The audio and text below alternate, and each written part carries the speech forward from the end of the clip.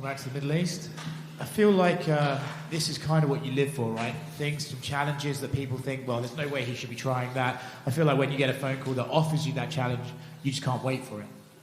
Oh, yeah, that's very loud. Yeah, for sure. Again, it's opportunities, you know what I mean? It's opportunities to be great, right? So a lot of people, there is a lot of risk, but, you know, as they say, high risk, high reward. You know, that's how I look at it. So, and that's why I've been busting my ass for the last 12 years, you know, 11 or 12 years, however long it was. You know, literally so I can be that guy that can do things like this and do some history-making type of stuff and, you know, really have a legacy that people will be talking about for a very long time.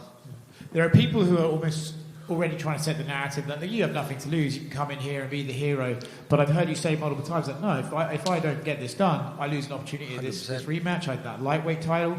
So do you feel that you're just rolling the dice here to prove that I can make these things and I can pull them off? Yeah, for sure. This whole nothing to lose type thing is silly. Like, I mean, don't get me wrong, there's still a lot of pressure on Islam, and I understand that. But I mean, I have to take this rematch that I want so bad, this lightweight title. You know, we talk about legacy. You know, this. If I was to lose, my legacy takes a big hit. I don't get another shot at him. I don't get another shot probably at the lightweight title. You know what I mean? Like, how much longer do I have? You know, we don't know these things. So there's definitely still a lot to lose for me. I think you know, he takes a big hit with a loss to his legacy, losing to someone who is obviously the featherweight champ, a division below, coming in on 12 days' notice. Again, there's a lot of pressure on him, but you know, no pressure on me. I'm not letting there be any pressure, but there's still a lot to lose for me. So I don't want people acting like, you know, like that there's no, me doing this is a no-brainer. I guarantee you there's not many fighters that are going to do this. And, you know, you heard Islam say, you know, no excuses and things like this. It's just one thing I want to say is, like, put it this way, 100% if the roles were reversed, this fight is not happening. I don't care what anyone says. He's not fighting on 12 days' notice. So he needs to remember that. Tactically, you've said that you're going to come in more aggressive early on. Is that because cardio's not where it was for that February fight, or is that I found something out in that fifth round of the first fight that I can apply in the first two rounds of this next fight? Why tactically come out there more aggressive this time? I just don't think I need to, you know, from the first fight, like, I showed him a lot of respect, and it's well-deserved respect. But, you know, I felt like I didn't need to show him so much respect. And, you know, it's pretty obvious. You know, I'm sure they understand that I'm going to be coming for him. So it's no hidden secret for me to be like, yeah, I ain't taking, you know, I'm going to be coming full steam ahead of him. You know what I mean? So it's going to be an exciting fight because of that. You know, a lot of people, I'm just trying to be real with every situation I'm in. You know what I mean? Like, usually I'm preparing for the worst, and I've got a lot of ways things can go. When you get 12 days notice, there's not so much variables for me, or like there's not many ways I can go. Don't get me wrong, I probably could, but I can't afford to focus on any of that. All I can focus on is what I plan on doing and what I want to do. And the fact that I've had 12 days notice, I think, is what's going to make me so dangerous. Because what I learned from that first fight, and me saying, you know, I showed him too much respect, me taking this on 12 days notice, I can't afford to show him respect. So it's sort of playing into my hand anyway. I'm going to be fresh, excited, coming off a short camp, no nigglies, no injuries, and then I'm coming full steam ahead.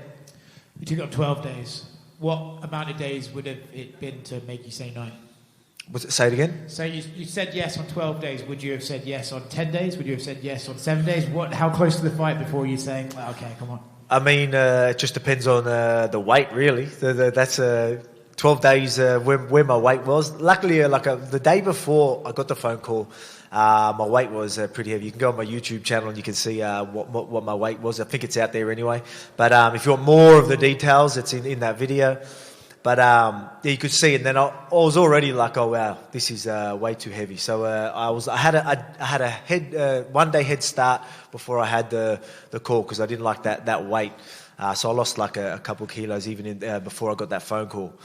But you know, if I was to do that on 6 days notice or whatever it is, if I could make weight, I'll do it. But yeah, you got to see if you can make the weight though, right? Last thing I want to do is come here and not make weight, but yeah. Yeah, speaking of make weight, I think you may have made weight for every featherweight and lightweight Okay, title. so yes, I did want to touch on this. So a lot of people want to talk about, can I keep 2 divisions busy? So let's talk about this for a second. I've come here to fight. I've stepped up for every light and featherweight fight for the last year, over a year. I've been here ready to fight. Not only I did fight in most of them, and I will fight in most of them because I missed out on one, but I still turned up there to make weight. So there you go. I've been for the last, 5 or 6, I think it's 6, last 6 light featherweight fights. I've been there to fight every single one. Try and tell me that I can't keep 2 divisions busy. So we'll see you in January. See me in January. Alex, if it wasn't Islam that you were stepping on short notice, would you have taken the fight? Like, if they had come to you and say, like, both lightweights can't make it, can you fight Ilya on 12 days' notice? Would you have taken that? Or is it the fact that it's a guy you fought before and it's Islam? For lightweight? For just featherweight or lightweight or anything? Well, I ain't making featherweight on 12 days' notice. So I think there's a lot of things, I want to be that guy, but I mean, there's history here. This fight, like, what if, say if I didn't take this opportunity, he fights Charles and wants to move up and goes there, and then I don't ever get a chance to have that rematch. That was playing on my mind too. That was a big reason why I needed to do this as well. This is an opportunity where I can get that rematch and do something great. You know what I mean? So that's how I'm looking at this. If this was just any other fight, probably not. You know what I mean? Wouldn't interest me. This interests me. There's history. There's this rivalry. There's a lot of talk already from the first fight. Like, this fight needs to happen, and we're doing it on 12 days' notice. So, like, kind of going off that, if it was Islam that got the cut and they say, can you fight Charles on 12 days' notice, would this not have been the same, considering you've made it known that beating Islam is more important really than the lightweight belt? The lightweight title is still a thing that I want, though. And then I demand the rematch anyway. So I get that rematch. So that works out. So I'm thinking of it all. I mean, if I was to fight Charles instead of Islam this weekend, I take that belt. When Islam's back, I get my rematch. So either way, fighting for that lightweight title, yeah, probably because the fact it was lightweight title, I can make weight, and part of my legacy, I want that second belt. I want that rematch. That still promises me the rematch. So yeah, that'll be a clear, easy decision for me to do as well. And how is the hands? Because the last time we spoke to you in Sydney, it was the elbow. That was the elbow. So I broke the hand. That was last year, but the elbow was after the last one. But yeah, it's fine. Alex, just curious. One of the narratives coming out of the last fight, and what his team has been saying this week, is that you were actually heavier on fight night than he was. Do you know if that's accurate? Nah, they're just I don't know what they're talking about. I mean, it's funny how they'll sit there and how can you say a lot of that stuff? They literally, the biggest excuse that I heard was the fact that they didn't have 10 extra hours. You know what I mean? It's like how are we using that as an excuse? You're saying you're that big that you can't rehydrate in 30 hours or 30-something hours. You need 40 or whatever it's going to be. It's not a real good excuse, to be quite honest. And me saying that I was heavy, no, I went in there, I think I wanted to be in there about 76, 77. You know what I mean? Yeah, so that's, I'm pretty sure what I went, that's kilograms. So yeah, that's about close to 170. But yeah, I mean, you can say what you want. There's putting on actual weight. Like, I put on 10 kilos in featherweight or whatever it is, 8 kilos, whatever it is in featherweight. But that's filling out my muscle. And then there's filling out fat and stuff at lightweight. That's, obviously is a big difference. They can use that, but I mean, that's pretty much, that is false. And that's besides the whole point. And one of the things Michael Bisping famously said when he pulled off that very short notice upset of Luke Rockhold, which was also a rematch, was that the fact that it was so short, it didn't allow him to overthink the fight, and it didn't allow him to overtrain because he goes so hard. Are you feeling some of that coming in? 100%. It's short notice. I can't. I should have done this. You know what I mean? I can't do any of that. So I'm good at, obviously I'll always prepare how I should. but I can accept situations and adjust and move on. All right, I can't get this 12-week camp, but what I can do is take advantage of me being fresh, take advantage of this mindset of me being, not fresh, obviously physically and mentally, right? I don't have this whole pressure of camp and killing myself for the last 8 to 12 weeks, and I get to go in there and be excited and be dangerous. You know what I mean? And I know I need to focus on them. I can't focus on all the other stuff. There's pros and cons. I can't afford to focus on the cons. That's done. Accepted.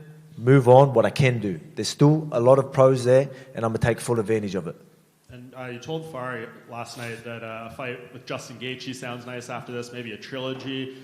There's been some kind of rumors out there that the UFC is maybe waiting on the result of this fight, and say you can't go in January or you plan on something else, that maybe they would do like an interim title with Ilya and Max. What would you make if that was kind of the direction that went? Look, man, I need to have that's why I wanted to make a point of this whole, I can keep 2 divisions busy. That was a goal of mine. I've been saying it for a while. I want to do that. I understand what they want to do. They're like, come on, we don't want to hold 2 divisions. I think I'm proving that I wouldn't. But, obviously I want to do January. I want to go out here, I want to be double champ, and I want to keep 2 divisions busy. I don't know when Gaethje's looking to get back in there. But, obviously there's a lot of exciting fights at lightweight.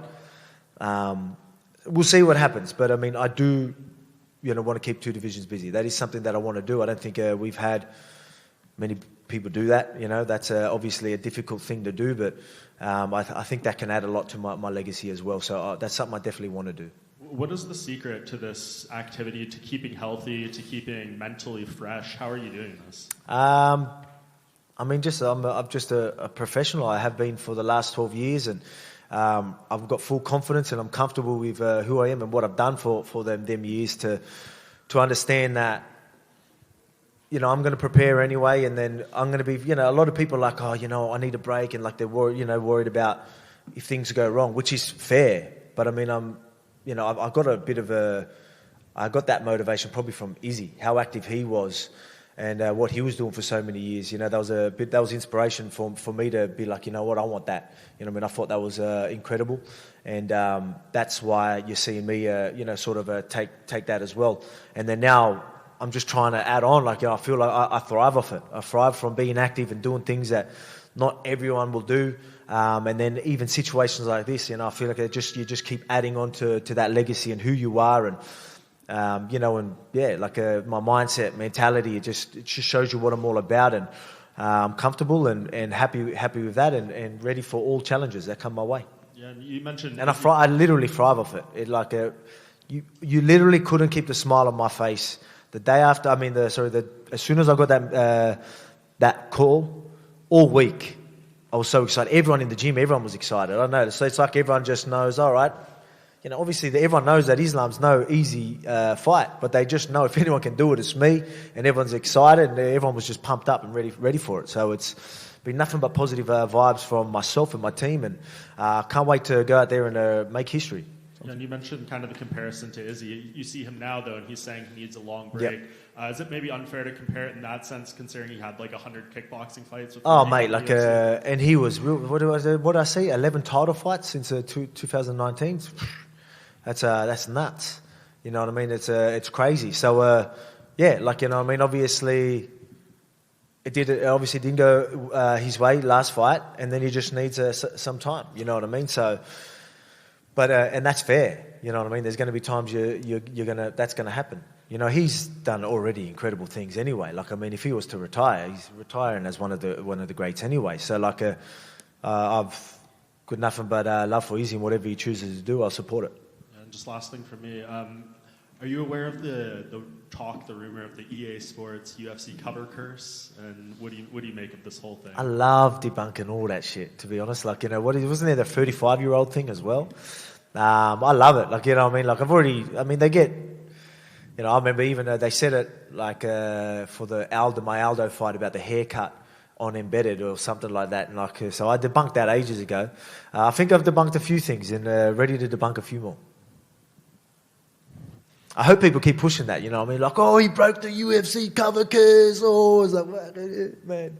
That means a big deal, but I mean, people want to act like it. I swear, well, let's add that to their legacy. I'll beat the UFC cover curse. Well, John Bernard from KO Sports. You've spoken all week about how important this fight is to your legacy. If you do go on and win this rematch, do you think this solidifies you as not only the best UFC fighter Australian, but one of the best Australian athletes across all codes? That's not up to me. You know what I mean? I'm obviously in a massive sport and doing some great things, and I plan on doing more great things and breaking records, and solidify myself as a great, as a legend of the sport. And I guess the rest is just up to everyone else. You know what I mean? Like, so it's I'm just going to keep doing what I'm doing. Now, you said you want to debunk the UFC curse. If Drizzy Drake, the rap artist, wants to place a bet on you, are you looking to debunk? I debunked that last fight. Yeah, there you go. He bet on me against Yair Rodriguez. There you go. Yeah, so another one I debunked. I love it. Ticking it off the list. And what? Mate, I'm going to end up focusing on all these. Like, you know what I mean? Like, it's like all of it. I'm going to channel all my energy. Is like going, oh yeah, they're saying they've never done this. All right, fuck it, fuck the belts. I'm going to this one to break this, debunk this one. Yeah, no one's been a no one's done all three. But I mean, fucking hell, that's going to keep me real busy, isn't it? Last one. There also has been talk of Islam and his current state at the moment. He looks fairly depleted, even just walking through and doing all his media duties. Have you had any interaction with him in the lead up to the fight? And did you have any opinion on his state at the moment? No, I think I seen him a little bit yesterday. He didn't look too happy, but that's expected. I'm usually, even when I'm doing the decent weight cuts, I'm usually pretty, upbeat and pretty happy going through the process. But some people just hate it and just want to get it over and done with. But I don't take any of that in. Like, I'm sure he's like that every fight week. You can't sit there and be like, oh, weakness. You know what I mean? But I plan on that pressure I'm going to bring and everything. Like I said, this big weight cut that they do, he's got a lot of time to rehydrate. But again, he remembers what happened last time. So, actually, one thing I did, because yesterday, I don't know if he was trying to mean mug me, like he was looking and like sort of trying to give me evils or something like that. I don't know what he was trying to do, but which is going to be pretty hard, because I mean, let's remember how we left that fight. I was like, oh mate, you're not going to intimidate me. It's like I had you like trying to do whatever you can to say for the to save your life. You know what I mean? I remember punching your head through the canvas. So to intimidate me is going to be pretty difficult. So I don't know what he was doing there. Maybe he was just sussing me out. I don't know, but. Maybe just didn't realise I was there. I don't know. But I wasn't intimidated. Hey, Alex. Do us Aussie proud. Yeah. Hey, Alex, back here. Hey. G'day. Welcome to Abu Dhabi. Yeah, thank you. A lot has been made about this being a short notice fight. Now, the question for you is, Charles Oliveira was quite vocal about not wanting to come here and not wanting to fight in Abu Dhabi for whatever reason.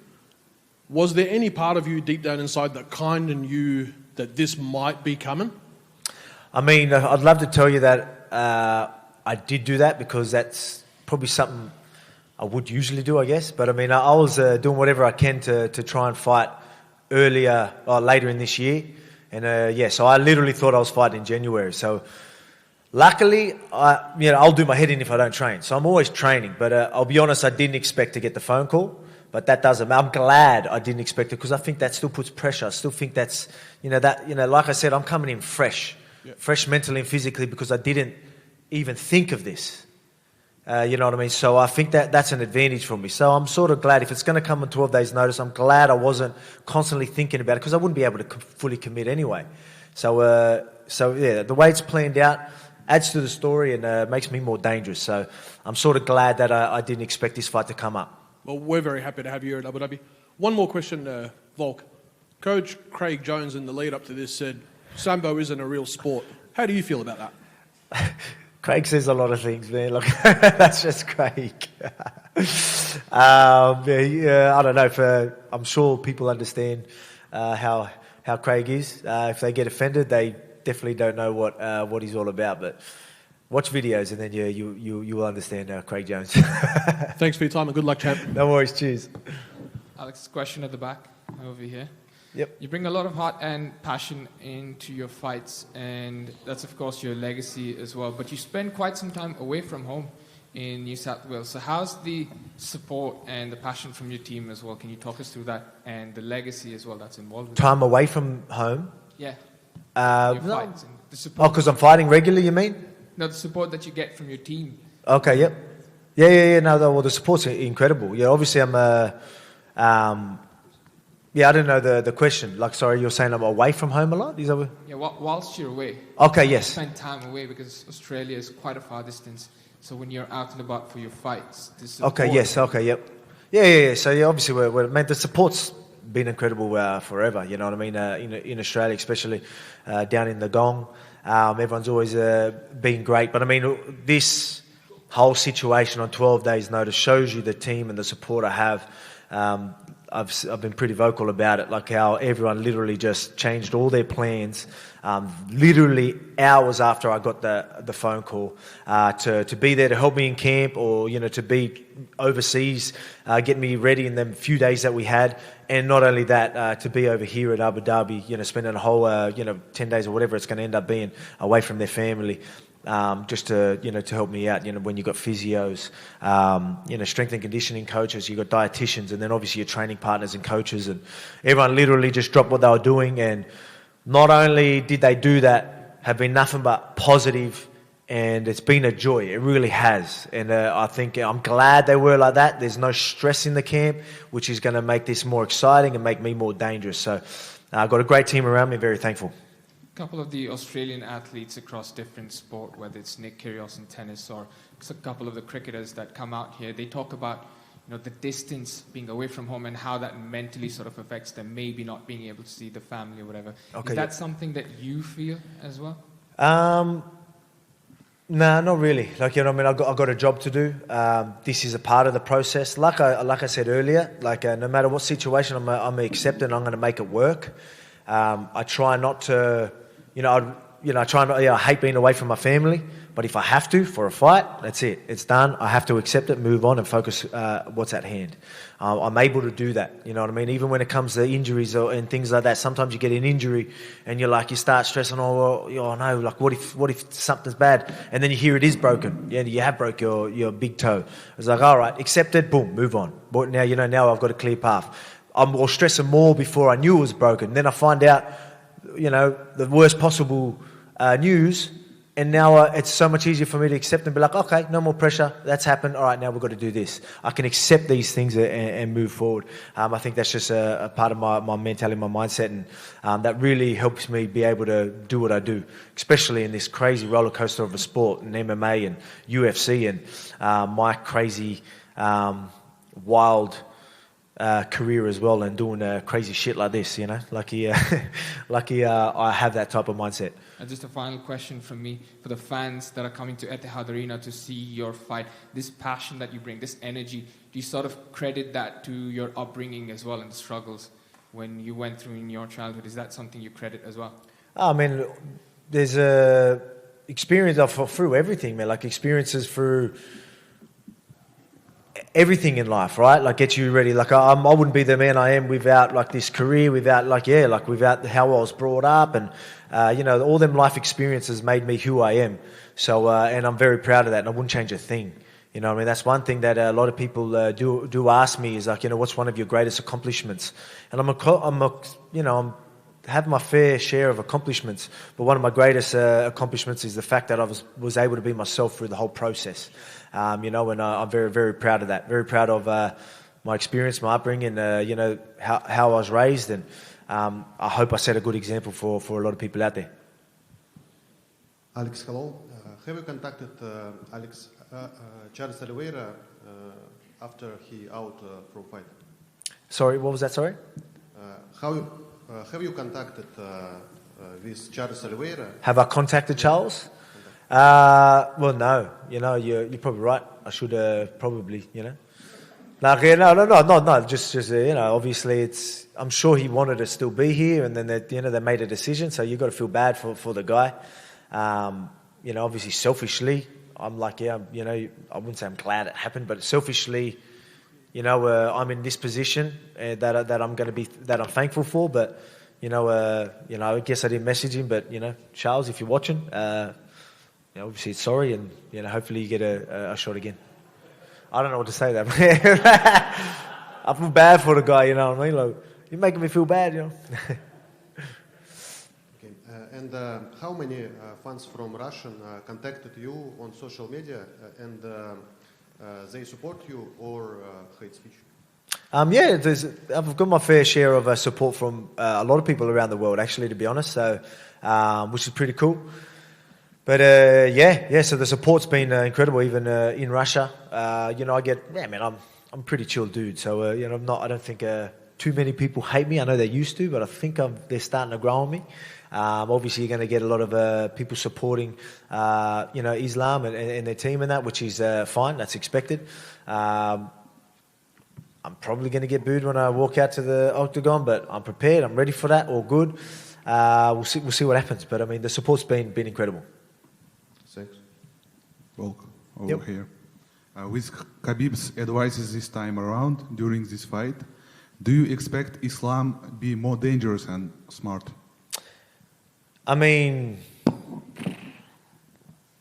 don't want to I don't want this to be disrespectful, but I mean, that's you go there, you prepare, you do what you need to do, and you turn up. Someone just being in the corner, there's gonna be a lot of things when things don't go your way. You start looking for things, or what went wrong and all that. And, I didn't have the extra 10 hours, or my Khabib was in my corner, and if them things are gonna worry you so much, I'm going to take advantage of that Saturday night. If he really thinks like that, he's in for a rough night, because I'm going to give him a lot more other problems to deal with. If he can't deal with things like that, when he's locked in a cage with me and he's thinking about all these little things around him, he's going to be in for a rude shock, especially when I come guns blazing at him. So I think he needs to just accept that I am that tough fight. It wasn't any of these other things, except we prepared well, and we know what you do well. And we know how to counter those things. So expect a hard fight, turn up, because even though I had 12 days, I'm still going to turn up. I'm going to bring a fight. So, again, he did tweet saying that don't have excuses, where I felt like he had more excuses when he got his hand raised, I think. But, look, he's a great fighter. He doesn't need to rely on all these other things. They do a good thing. That's why having guys like Khabib around him and Javier Mendez and the team they have, they prepare him very well, and that's why Islam's going to be dangerous. Having Khabib there, through camp and all that, the preparation they gave Islam is why he'll be dangerous. But if Khabib wasn't in the corner, I don't think that changes much, to be quite honest. Because we all remember Dan Hooker fight and Khabib's advice. That's why I asked. Okay, no, that's okay. It's all good. No, I understand, a lot of people, but I mean, we are fighters. Having a good team around you is great, but that's why preparations are very good. You do want guys in your corner, obviously, to help you make some right decisions. But I mean, he had a lot of other problems in there, rather than just, he could have done this instead of that. I think it would be more than just that little bit of advice, because again, we prepared very well. We've got a good team around us, and they prepare us. So it's a preparation that our coaches and teammates and that do, that really get us ready for these fights. And all year round, again, having the right training paths, the right coaches bringing you up the way that they want you to, that's what you carry in there. At the end of the day, the corner is going to help. But I mean, if I haven't been the guy I have for the last 12 years, you can have the best corner.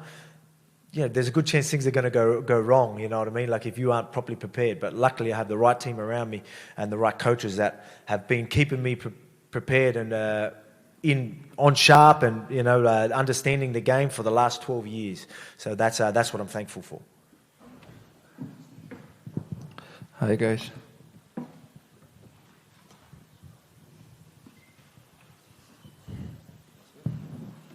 Islam, over here. Obviously, we thought you would be fighting someone besides Alex Volkanovski this fight week. So I'm curious, when you got the news that you were rematching Alex Volkanovski rather than rematching Charles Oliveira, did you have to change much in your fight camp, or were you just focusing on what you were doing instead? Honestly, I don't have some time to change something, and I just keep training and for me, it's everybody know my style, And one thing, I have to be in good shape, and that's it. Alex was in here right before you, and he said if the roles were reversed, that you wouldn't take the fight on 11 days' notice if they came to you to rematch. Yes, if UFC told him, hey, bring your belt and come to Abu Dhabi before 11 days, he never take. Because he don't have any risks. Without his belt, he come. That's why he just come to make money. All about this. Everybody know this. He said that he feels the pressure is on you because he's the one coming off the couch. He was the one that's taking this fight on 11 days. He wasn't in camp. So I'm curious, do you feel any pressure to outperform your last performance against him? I don't have any pressures because I am a champion. Doesn't matter who is going to be in front of me. But I agree. This guy don't have any pressures. He came 11 days and I already beat him. And if I beat him again, just people gonna say he come short notice, not good shape, something like this. But for me, it's nothing means. I just step to the cage, finish this guy. That's it. Dana White said that he's going to put your quote on the wall at the UFC Apex. I'm curious what you think about that your words are going to be there forever. This is what UFC champion have to do. Like a real champion. If you're real champion, you have to take fight, doesn't matter how many days, who is gonna be, not like your pound for pound champion when they give him chills on him. If you're real champion, you have to fight. They put him the number one guy right now, who he beat last 5 fights. We don't have some name from top pound for pound rankings. And I just want to say about the rankings, about all these things, this is bullshit. I'm not full anymore.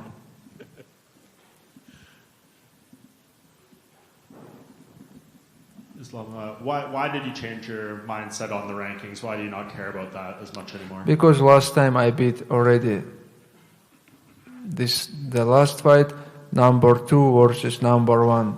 If you beat number 1, you have to be number 1, but I don't know who make the rankings.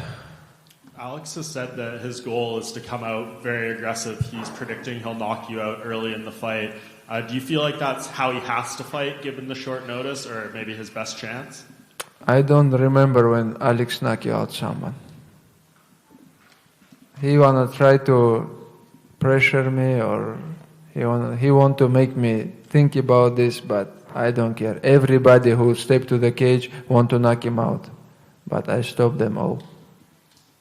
I spoke to one of your coaches, Javier Mendez, last night, and he was saying that in the last fight, Alex was actually heavier than you in the cage. I asked Alex that. He said that's not true and that you were. Do you know what the deal is? Who was heavier? Yeah, the UFC told me. Because you guys know when the beginning the event 5 in the morning, I don't have time to make my weight back, But he don't have to cut much weight for the 155. And, the schedule in Australia, how the beginning the event, it's crazy. Yeah, how much different is this for you, especially with the weight cut, the rehydration? Is it going to be a lot better this time? Yeah, it's gonna be like usually with all UFC fighters have the schedule, But in Australia, I wake up, put alarm 8 a.m., wake up, and I think I have to eat, or now I have to go to arena, and this is first time on my life, and we change many things, and I don't bring my weight back. Do you feel like Charles Oliveira pulling out of this fight, did he lose his opportunity? Do you think he needs to win another fight, and now Justin Gaethje will be next? Honestly, I feel okay. I'm gonna beat Volkanovski now, and I have 2 opponents, Gaethje and Oliveira. I think they have to fight again, and who is win, I just beat this guy again. What about Gamrot? Because he's the backup fighter. Gamrot is good, but he lost couple fights ago. But I don't know. They all beat each other, you know. Doesn't matter. UFC, just call me and I will be ready. And where does welterweight fit into your plans? I know you're going to be keeping a close eye on the fight between Leon Edwards and Colby Covington. Yeah, of course. If they call me, I will be ready for Colby or Leon, any fights. But my dream, my goal, I want to second belt. Why is that so important to you? Because we have many UFC champions, but not much double champ. I want to be double champion. And last thing for me, it sounds like the UFC's deal with USADA is going to end at the end of this year, and there's going to be a new drug testing program. What would you like to see different in terms of how the athletes are taken care of as far as the drug testing program for UFC? I think this news when I wake up and saw the news make me upset, because this is UFC. This is a level, you know. And so I don't know about the new organization, but some organization have to control this, because we know when USADA come and before the USADA, how the fighters change, how the fighter looks, and how they fight. Everything is changed, you know. That's why high-level sport, it's have to be under some anti-doping program. Just going off that, you know, obviously last time you fought there was this IV conversation going on. Did that change your level of respect for Alex and his team? Because today it seems like you're a little bit annoyed about him stepping in, some of the things he's saying. Yeah, from his team I know some couple bullshit guy who want to make some drama, you know. But if you professional fighters, if you say something, you have to доказать как будет. You have to back it up this, you know. You cannot say something, he put IV or something like this, and you don't have you don't have proof, you know. With Alex taking this fight, you said he was doing this for the money. He says he's doing it to try and achieve something great that no one else can do. Do you not think there's any truth in what he says when he says that? My opinion, he take this fight because of money. And means what he lose? If I beat him again, what he lose? He have his belt, and he will defend his belt beginning of next year. He says if he loses to you, then he'll never get a chance at that belt, and that's what he's risking. He know he didn't touch this belt, never. Islam, Salam. Alex talks about he took this opportunity. Part of it was because he wasn't sure if he was going to get it, because things could change. You could move up to welterweight. How about you? Was this important? Were you okay if you never got to fight Alex again, or did you also really want this rematch? Honestly, after the first fight, many people talking about the fight, and many people want to watch this rematch. And I'm really happy because right now they can give me anyone, but I'm really happy because they give me Charles, because they give me Volkanovski, because last time I fight in his arena, his area, but now it's Abu Dhabi, and everything now on my side. Do you fear that if you beat him again, people are going to kind of make excuses for him to say, oh, well, he came on short notice and whatnot? Of course. That's why I put on Instagram. Before he make this drama, I put the news. Don't make. And Alex was, predicting a knockout, saying he's gonna, he can't show you too much respect. Do you almost feel like that could be his downfall, like if he comes out too aggressive? I show him too much respect in the first fight. This fight, I will try to finish him all fights. Looking for the finish all 5 rounds. And your run so far, obviously you're always willing to fight everybody, but circumstances sometimes don't play out that way. But you're fighting a lot of big names, either champions, long winning streaks. Does part of you like that on your legacy, on your resume, you get to put these big names? Yeah, for the legacy, I think like now it's a rematch, second fight with Oliveira. It's not so good for the legacy. I need some new names, second belt, and all like rematch. But I really happy because they give me now Volkanovski, because last year, same time, same month, I'm training here for the Oliveira, and I feel same. But when they change, it's give me some new energy. And one more for me. Do you have a prediction for Leon and Colby? Who do you think wins? I don't know who will win, but I hope Colby win. Thank you. Салам алейкум. Александр. Такой вопрос. Сейчас вот с коллегами разговаривали, с Александром Волконовски, и ему задали вопрос, если бы ему сообщили о вашем поединке немного позже, на несколько дней, принял бы он этот поединок? Как ты думаешь, если бы ему, например, вот на днях сообщили бы о том, что нужно с тобой драться, принял бы он этот вызов, и насколько сильно та сумма, которую он запросил 10 дней назад, и сейчас она разнилась бы? Я думаю, он принял бы. Я его считаю настоящим чемпионом, крепким орешком, который будет драться вне зависимости, как пойдет бой или как бы тяжело ему не было, он будет драться. И насчет суммы, я думаю, да, сумма точно поменялась бы. The question was, we were talking with my colleagues and asking about if Volkanovski heard about the rematch even a few days further, not the 11-day notice, but a few days afterwards, would he still say yes? Would he still want to fight you? And is the money that he was offered the reason why the decision was made so quick? And will he still accept the fight if that's the money that's talking? And the answer was that I believe that he was going to accept the fight no matter what, because he's a real champion. He's a die-hard fighter, so it's very important for him to fight for his legacy, for his name. Еще один вопрос.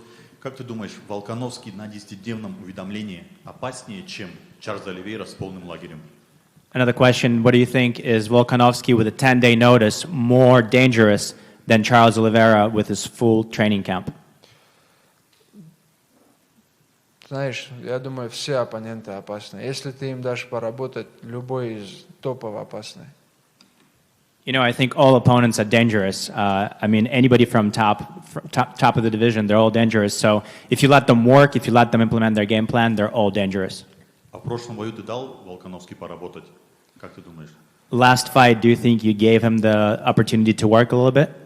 Да, думаю, прошлый бой не особо по плану у меня пошел, но мы внесли немного корректив. Думаю, этот бой будет совсем другой. Yes, I believe so. I think last fight didn't really go exactly as we planned, but we did a lot of adjustment, we did some improvements, so I think this time is going to go much better. Ислам, приветствую. Если представить, что Алекс был бы твоим тиммейтом, а не твоим соперником, и вот ты бы со стороны бы смотрел, ты бы отговаривал его выходить против себя на коротком уведомлении? Let's pretend that there's a scenario where, as opposed to being your opponent, Alex is actually your teammate. Would you actually try to talk him out of fighting you? Ну, у меня в команде никто не гонится за деньгами, а у них по-другому. Ему предложили хорошую сумму здесь, я думаю, 90% в Австралии, они просто хотят заработать, и он не упустил свой шанс. In my team, nobody is after the money. And I think here what's happening is in his team it's totally different. So there's 90% chance that the only reason he's saying yes is because he got a good opportunity to make a good paycheck, and so that's what he's after. Сейчас с Камару Усманом прилетел Джастин Гейджи. Пересекались ли вы уже в Абу-Даби? И интересно в будущем противостояние с ним. Along with Kamaru Usman, we got Justin Gagey here. They came together. Have you seen him in the hotel, or have you seen him around? And are you thinking that there might be a fight between you and Gagey coming up? Нет, я его еще не встречал. Но я, знаешь, о чем думал? Я говорил тоже на английском, что я уже думаю, что у меня, например, после этого боя есть 2 оппонента уже готовых, которые ждут свой титульный шанс. Из-за этого, я думаю, ну, наверное, их надо свести, и чтобы был настоящий один претендент. No, I haven't seen him yet, but to tell you the truth, I already said that in English before in an interview, is that I'm pretty sure that after this fight, there's already 2 definite opponents that I already have ready for a fight with me. So I think the 2 of them should fight between each other, so we have an actual number 1 contender for the belt. И последний от меня вопрос. У тебя есть ощущение, что вот после этих замен болельщикам стал интереснее бой Чимаев против Усмана, чем твой против Волконовски? My final question is, after all of these substitution last-minute changes, do you think that the fans are more excited about the fight between Usman and Chimaev as opposed to the fight between you and Volkanovski? Ну, Чимаев и Усман тоже очень интересный бой, но даже мне все мои знакомые пишут, говорят, соперник поменялся, мы уже были на твоем бою с Оливейрой, и уже не было такого интереса там приезжать туда же, в Абу-Даби. И все сейчас ищут билеты, очень интересно им посмотреть именно этот рематч. И я думаю, вокруг этого боя с Волконовским сейчас для моих фанатов, я думаю, больше интереса. You know, honestly, I'm sure that the fight between Usman and Chimaev is very interesting. But from the people that I know, from my fans, a lot of the people wrote to me and they said, you know, we've actually seen a fight between you and Oliveira before, and we weren't very interested in that. But now that the opponent changed, and now that you fight in Volkanovski, we're scrambling, trying to find tickets, trying to get to Abu Dhabi just to make sure and see this rematch because it's very interesting to a lot of the fans around the world. So I think that this fight is very important as well. Ислам, если можно, Вадим Тихомиров, matchtv.ru. А вот бойцам приходится давать пресс-конференцию примерно за 1-2 дня до взвешивания. Значит ли это, что мы с вами общаемся, когда вы в максимально плохом настроении? То есть можешь ли ты сказать, что сейчас у тебя, возможно, самое плохое настроение за последние полгода? You know, a lot of the athletes are forced to give the interviews on media days only about 1 or 2 days before they have to make weight. And is it possible to assume that this is probably the worst days for you and you're in the worst mood out of the entire time just because you're thinking about cutting weight? Нет, я только потренировался. Знаешь, это от чего зависит? Утром проснулся и сколько у тебя веса показало. Если все по плану, все идет хорошо, у тебя хорошее настроение на целый день. You know, I actually just came from training, so really what it depends on is when you wake up in the morning, you get on the scale, what does the scale say? And if the scale says what you want it to say, then you have good mood the entire day, but that's what it's dependent. И ты несколько раз говорил о том, что для Алекса Волконовски важен гонорар в этом поединке. А просто интересно, у тебя есть какая-то инсайдерская информация, или ты, подписывая контракт, представляешь цифры, за какие он дерется? То есть вот откуда ты берешь сведения о его гонораре? You know, a couple of times you said about the fact that Volkanovski is only fighting for the money. Is that something that you have, like an inside information when you sign the contract? Do you know how much he's getting? Or where are you getting this idea that he's only fighting for the money? Ну, у нашей менеджерской команды много бойцов, и я как-то до этого спрашивал, ну, например, если человек выходит на таком коротком уведомлении, ну, ни для кого не секрет же это, что он в первую очередь называет сумму, если договаривается, то он принимает бой. You know, in our management company, there's a lot of fighters, and I've asked before. I just was curious to see what happens if somebody comes out last minute, if there's a difference in numbers there. And so, you know, honestly, it's not a secret for anybody that first thing you do is you call your price, and then if the price is good, then you say yes or no. Последний вопрос от меня. Мы видим на фотографиях много родственников и членов семьи Хабиба Нурмагомедова. Приехал ли кто-то из твоих родных на этот бой? Находится ли он здесь, в Абу-Даби? Last question. Да. Мои братья приехали. Ну, отец, там, дяди мои не приезжают, потому что я сам прошу тоже, чтобы не приезжали. По-любому, когда старшие приезжают, чуть надо уделять внимание, но сейчас очень тяжело этим заниматься из-за этого. Я сам прошу, чтобы из старших не приезжали никто. Question was, we saw a lot of pictures of Habib's family and his relatives that are here for the fight. Did you have anybody from your own family that came to see you?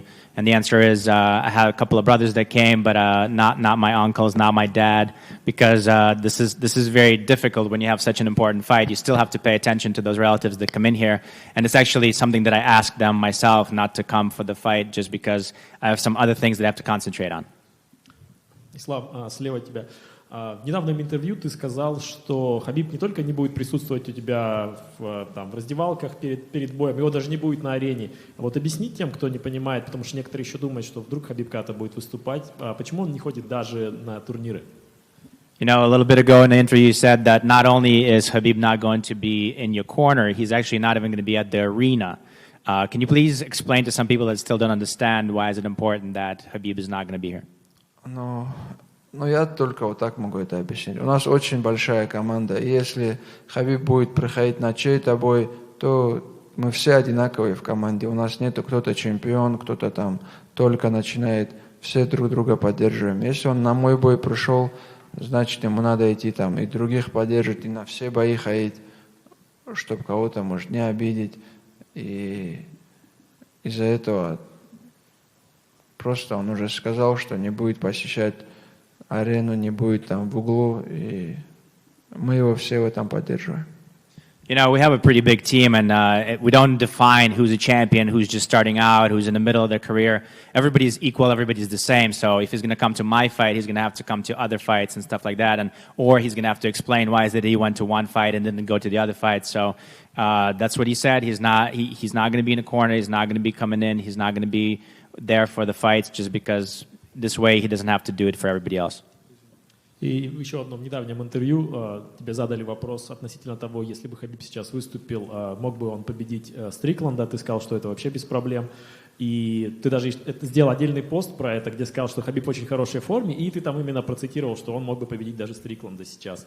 Почему ты именно подчеркнул, что это о конкретном бойце шла речь? Ты, то есть мог бы просто же сказать, например, что он бы сейчас победил там любого. Я сейчас смотрю примерно сколько он весит, и вес Стрикленда, и Стрикланд на данный момент чемпион, и из-за этого я думаю, как он сейчас борется с действующими бойцами этой весовой категории.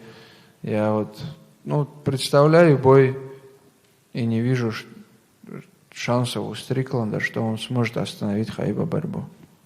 Question was, we saw in an interview that you said that Khabib is in such a good shape right now that he can even come back and he can win a bunch of guys, including Sean Strickland, who's the champion now. Why is it specifically that you're speaking about somebody like Strickland when you talk about Khabib coming back and fighting? And the answer is, I see the way he is, I see the kind of shape that he is, I see how much he weighs, and that's the weight. I see the way he works and wrestles with the guys that are the same weight as Strickland as a champion. So I know that for him it wouldn't be a problem. It's not even a question for him to come in and beat somebody like Strickland. Спасибо. Islam, just wanted to get your thoughts. Seems like all the praise has gone to Alexander Volkanovski for taking the fight on such short notice. Do you feel like you're not getting enough respect for also accepting the fight with 11 days notice? Все говорят о том, что какой молодец Алекс, потому что он так на коротком давлении выходит. Не кажется ли тебе, что ты тоже заслуживаешь похвалы за то, что ты согласен с ним драться на таком коротком уведомлении? I know they not tell about this. They give me big respect because I took the fight when they changed, But this is the way how UFC champion have to do, and I don't need any respect because this fight,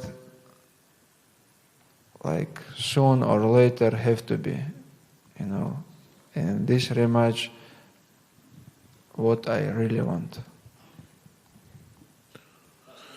Assalamu alaikum, Islam. Salam. Islam, not just in the UAE, but also in Qatar, Bahrain, Oman, Saudi Arabia, Iraq, Jordan, Palestine. You have so many fans in the Middle East now that 5 years ago, even now, maybe they don't even watch MMA or they don't know the UFC, but they know Islam Makhachev, they know Habib, they know Usman, they know Omar. What does this do for you? How do you feel knowing that there is an entire 350 million people that will always come to watch and support you and your team? Feel awesome because I know all the people from all Islamic country, or not just Islamic country, they support me a lot, and that's why I really like to fight in Abu Dhabi, because they all can come easy to Abu Dhabi and watch my fight live here. And I just want to say thank you. And I have to show, good example for all the people. Thank you. Good luck, champ.